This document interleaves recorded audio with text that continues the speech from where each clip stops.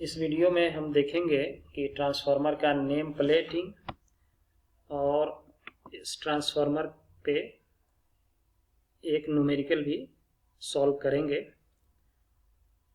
और फिर आगे देखेंगे कि हम जो है ट्रांसफार्मर पे कौन कौन से टेस्ट जो है करते हैं और वो टेस्ट करने का क्या ज़रूरत है, क्यों टेस्ट करते हैं ट्रांसफार्मर का, ये हम जो है इस आने वाले वीडियो में देखेंगे। इससे पहले हमने देखा था कि ट्रांसफार्मर का equivalent circuit, primary side, secondary side कैसे हम कन्वर्ट करते हैं।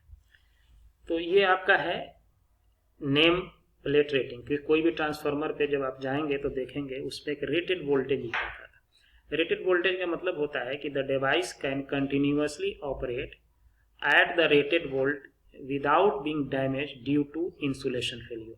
इसमें इंसुलेशन होता है तो इंसुलेशन फेल्योर नहीं हो और कंटिन्यूअसली जिस वोल्टेज पे ये रन करा सकते हैं हम ट्रांसफार्मर को। मान लिया 230 वोल्ट है तो 230 वोल्ट तक ये ऑपरेट करता रहे और इसका इंसुलेशन जो है वो ब्रेक नहीं हो। उसी तरह से रेटेड करंट है, device can continuously operate at the rated current without being damage due to the thermal destruction. क्योंकि करंट फ्लो होने से हीटिंग होता है, थर्मल हीटिंग होगा, तो उसके वजह से जो है उसका करंट जो है एक्सीड नहीं करना चाहिए ताकि इसका थर्मल डैमेज नहीं हो, तो उस करंट को हम लोग रेटेड करंट कहते हैं। जैसे कि ये एक ट्रांसफार्मर है, इसका लिखा हुआ है 100 kVA and 1100 divided by 110 volt. इसका मतलब है कि ये ट्रांसफार्मर की जो रेटिंग है किलो वोल्ट एम्पियर है।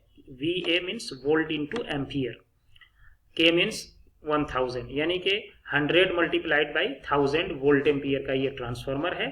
ट्रांसफार्मर के जो पावर हैंडलिंग कैपेसिटी है वो 100 किलो वोल्ट एम्पियर है।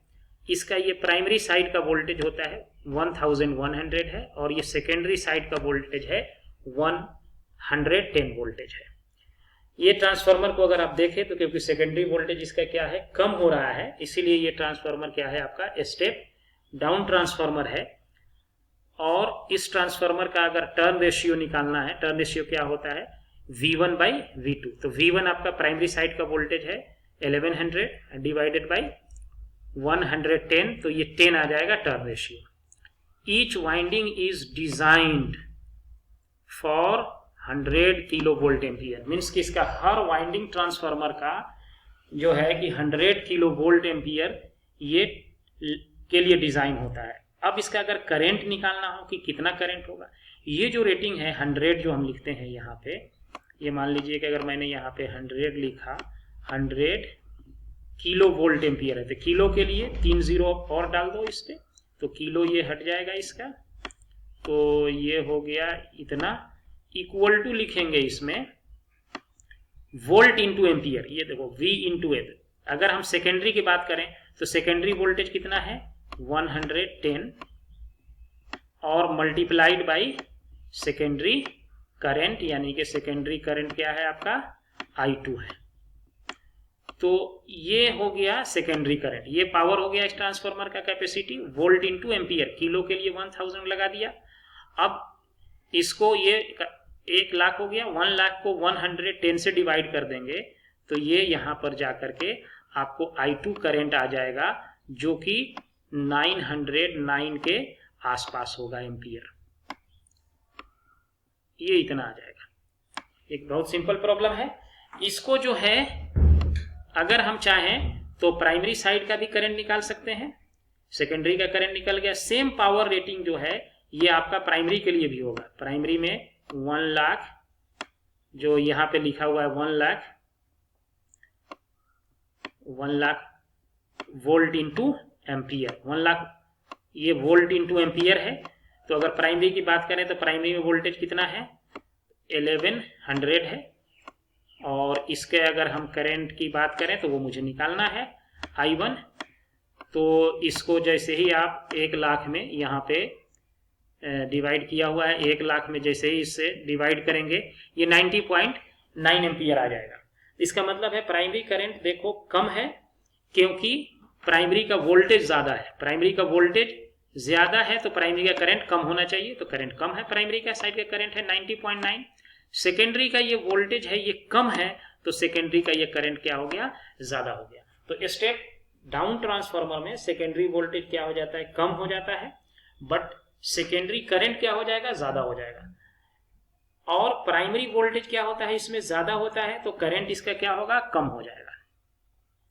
अब एक न्यूमेरिकल हम इस पे देखते हैं। ये न्यूमेरिकल जो है आपका जो है कि नागराथ के बुक का है, एक सॉल्व एग्जाम्पल है, 8.1 है। एक ideal transformer has turn ratio दिया हुआ है, टर्न रेशियो यानी कि ये N1 100 है, N2 जो है 300 है। Low voltage winding is connected to a source, low voltage side यानी लो वोल्टेज साइड प्राइमरी है, यहाँ 303 किलो वोल्ट से कनेक्टेड है, 50 हर्ट्ज फ्रीक्वेंसी है।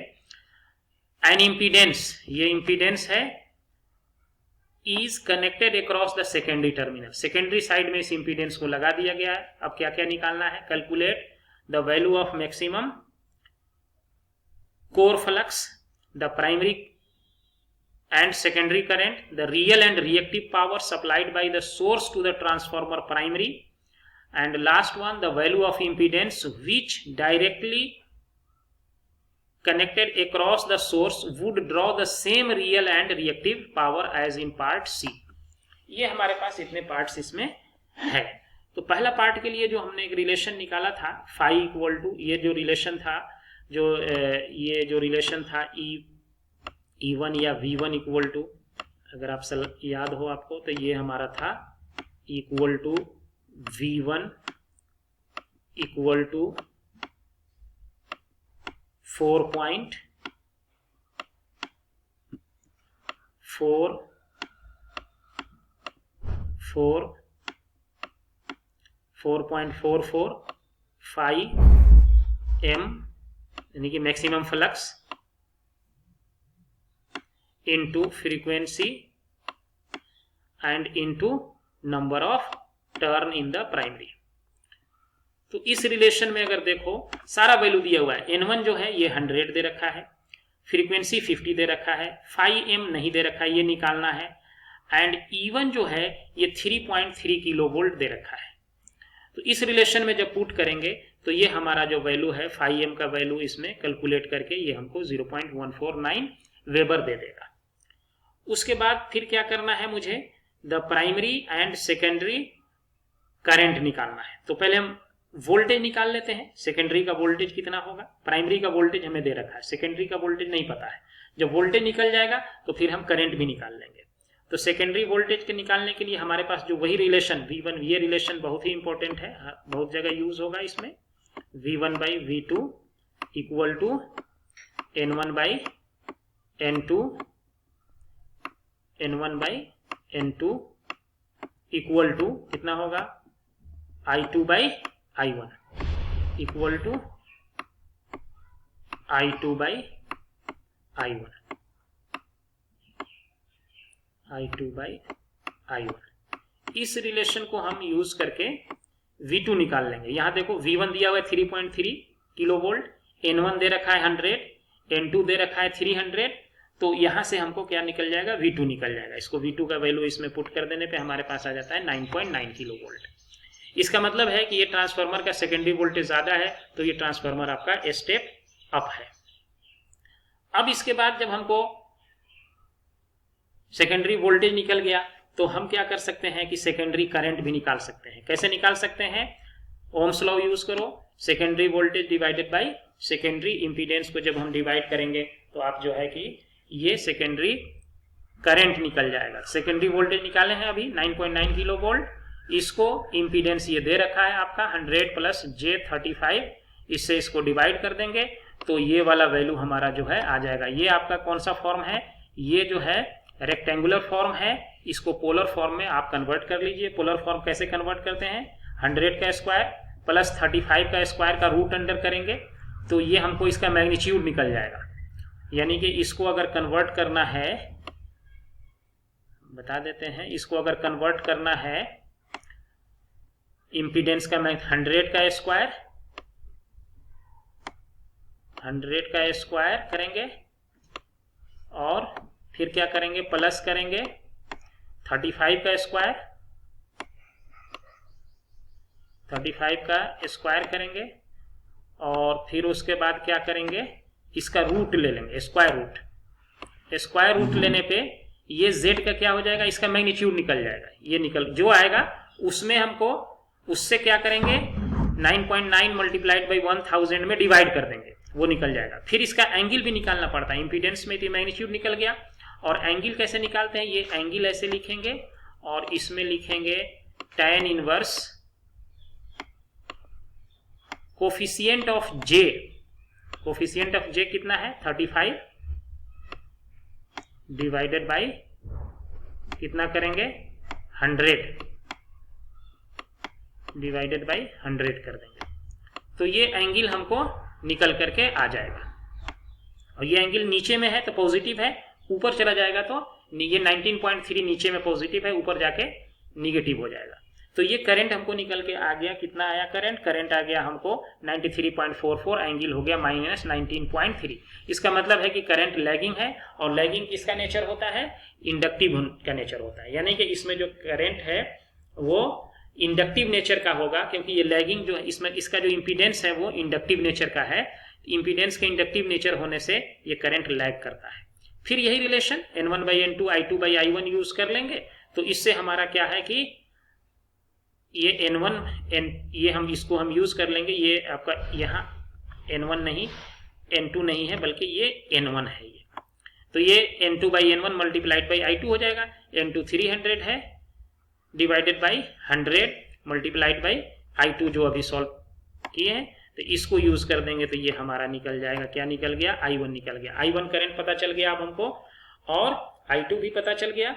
तो जब I1 I2 पता चल गया तो अब हम पावर निकाल सकते हैं। पावर क्या है, ट्रांसफार्मर में प्राइमरी पावर और सेकेंडरी पावर दोनों क्या होता है, सेम होता है। किसी से भी कैलकुलेट करना, रिजल्ट एक ही आएगा। दोनों से भी आप सॉल्व करके देख लेना। एक्चुअली ये S को क्या कहते हैं, कॉम्प्लेक्स पावर कहते हैं। X जो है ये कॉम्प्लेक्स पावर है। सो VI कंजुगेट के बराबर होता है। V क्या है, वोल्टेज है।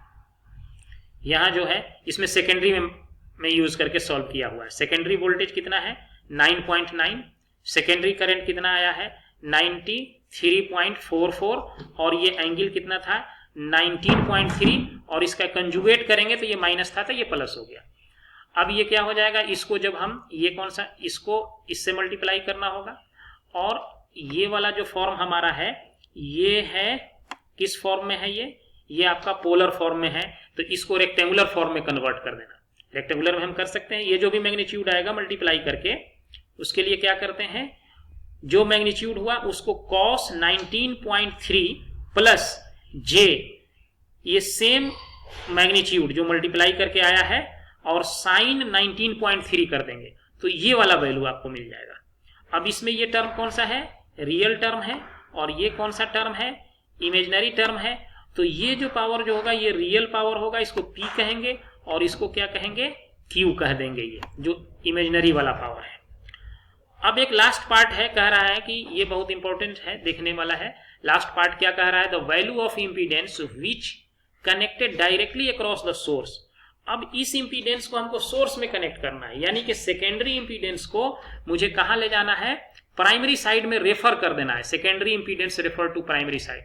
तो फॉर्मूला याद करो, देखिए फॉर्मूला जब आप देखेंगे तो ये आपका फॉर्मूला होता है a² मल्टीप्लाइड बाई Z2, यानी कि secondary impedance refer to primary side का जो रिलेशन हमने देखा था वो आपका था a² मल्टीप्लाइड बाई Z2। ये वही इम्पीडेंस है जो कि सेकेंडरी का है, लेकिन इसको हम प्राइमरी साइड से देखेंगे। तो Z2 दे रखा है, a का मतलब क्या है N1/N2, N1 is 100 divided by 300 का स्क्वायर कर देंगे, और Z2 ये दे रखा है 100 प्लस j 35, ये डाल देंगे तो ये 1/3 का स्क्वायर आ जाएगा, और इसमें जब इसको सॉल्व करेंगे तो 11.11 प्लस j 3.89 ये आपका आ जाएगा। तो ये एक न्यूमेरिकल है, जो हमने जितने चीजें अभी पीछे देखा था वो सारा पार्ट इसमें जो है कैसे एक पार्ट से दूसरे जगह ट्रांसफर करेंगे, दूसरे यहाँ सेकेंडरी से प्राइमरी में ट्रांसफर किया गया है। इसी तरीके का दूसरा भी क्वेश्चन हो सकता है, प्राइमरी से सेकेंडरी में आप इसी चीज को ट्रांसफर करके देख सकते हैं कि ये इंपीडेंस आपका सेकेंडरी में है से प्राइमरी लाया है। उसी क्वेश्चन में ये भी हो सकता है कि प्राइमरी में दिया रहेगा तो सेकेंडरी में ले जाने के लिए क्या करेंगे, primary impedance divided by a² करेंगे, टर्न स्क्वायर से डिवाइड करना पड़ता है इसमें।